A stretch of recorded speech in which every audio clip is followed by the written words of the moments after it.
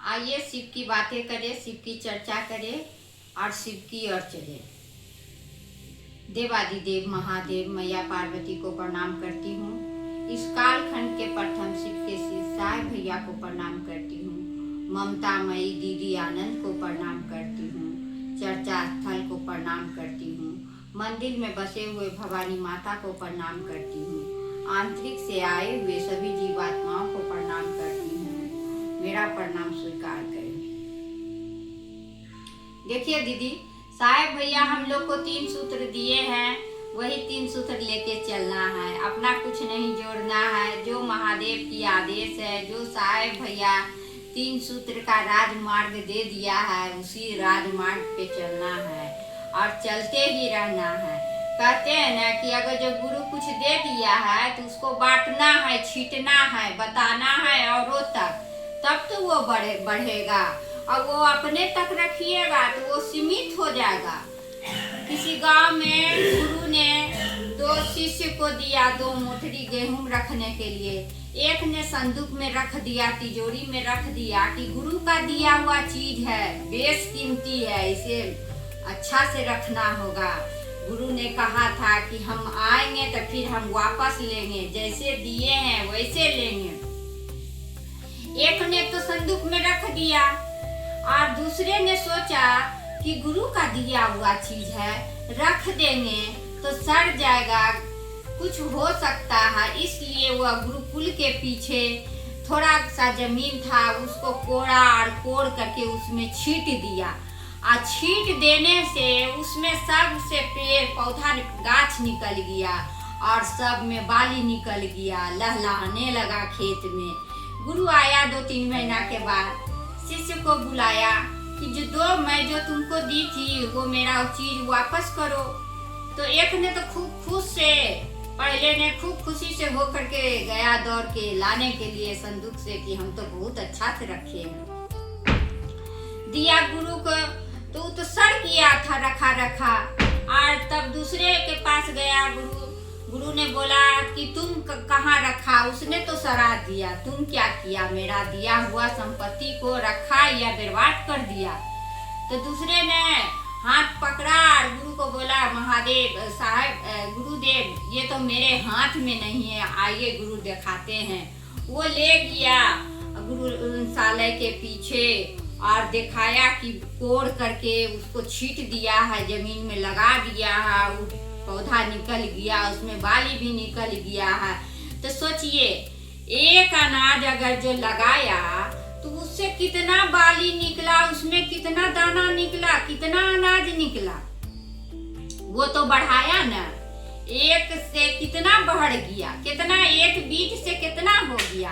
कहते हैं ना, एक बीज में उस आगे बढ़ने की संभावना होती है। उसी प्रकार उसको छींट दीजिए जो गुरु ने दिया हम लोगों को, औरों तक बताइए, समझाइए कि सिर्फ मेरे गुरु है, आपका भी गुरु हो सकता है, बशर्ते आप बनाइए और बना के चलिए, तब तो उसे अपना बनाइएगा और उसकी ओर चलिएगा। कहते हैं ना कि अपनों की चिंता सताती है, अपनी ही यात्रा विस्मित हो जाती है। सुबह से उठिए तो ध्यान में लगा हुआ रहेगा कि बच्चा स्कूल जाएगा, क्या नाश्ता देना है, पति ऑफिस जाएगा, क्या नाश्ता देना है। अब आने की चिंता है कि अब आएगा, खाने का टाइम हो गया, क्या खाना देंगे, क्या क्या करेंगे, कैसे करेंगे। सुबह से उठिए तो अपनों की ही चिंता सताती रहती है, लेकिन अपनी तो यात्रा विस्मित हो जाती है। महादेव हमें भी भेजे हैं तो हमारी भी कुछ यात्रा है, हमें भी अपने बारे में सोचना है कि शिव ने हमें जब भेजे हैं तो उसकी तो कुछ मनसा होगी भेजने की। इसको हम भेजे हैं, शिव शिष्य बनाए हैं, तो उसकी भी कुछ इच्छा है कि हम शिव शिष्य है तो शिव की ओर चले। दीदी तो अपनी भी यात्रा जो है धरती पर, अपनी भी यात्रा को देखनी है और चलनी है शिव की ओर। कहते हैं कि शिव को तो गुरु बना लिए हैं, लेकिन क्या शिव जैसा चलना सीखे हैं? नहीं सीखे हैं। किसी का बुराई करते रहिएगा, किसी का निंदा करते रहिएगा। लेकिन देखिए तो महादेव का फोटो में ही देखिए, विसंगति में विसंगति का स्थापना हुआ है। आपके पास ये महादेव का फोटो आप देख सकते हैं कि विसंगति में संगति का स्थापना हुआ है।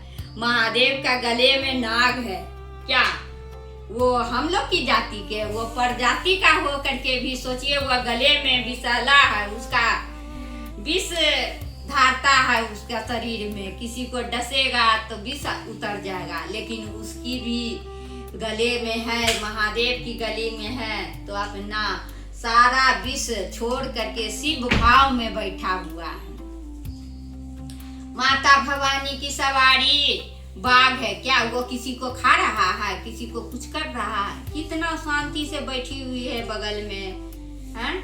और गणेश का सवारी मूषक है, कार्तिकेय का सवारी मौढ़ है। एक दूसरे का भक्षक है सब, दोनों सब की प्रवृत्ति है कि एक दूसरे को खा सकता है, लेकिन फिर भी ऐसा नहीं कर रहा, शिव भाव में बैठा हुआ है। वैसा देख के हम लोग भी सीखिए दीदी कि कैसे वो लोग का प्रवृत्ति अलग है, सब विषैला है, फिर भी वो शिव भाव में बैठा हुआ है। हम लोग तो मनुष्य तन में आए हैं, हम लोग में क्या विष भरा हुआ है? हम लोग में विष नहीं भरा हुआ है। विष को भरना कोई भर देता है, उसको भर के नहीं चलिए दीदी। हम लोग को कुछ बात विवाद हो जाता है शिव चर्चा में। दीदी माँ का कल हम चर्चा सुने, कहती थी दीदी माँ, कोई भी बहना में कुछ भी मतभेद हो तो वो मेरे आंचल में दे दीजिए, मैं उसका समाधान करूंगी और उस गलती को हम महादेव तक पहुंचा दूंगी। और आप लोग महादेव से दया मांगिए कि महादेव का शिष्य हैं तो महादेव की ओर चलिए दीदी।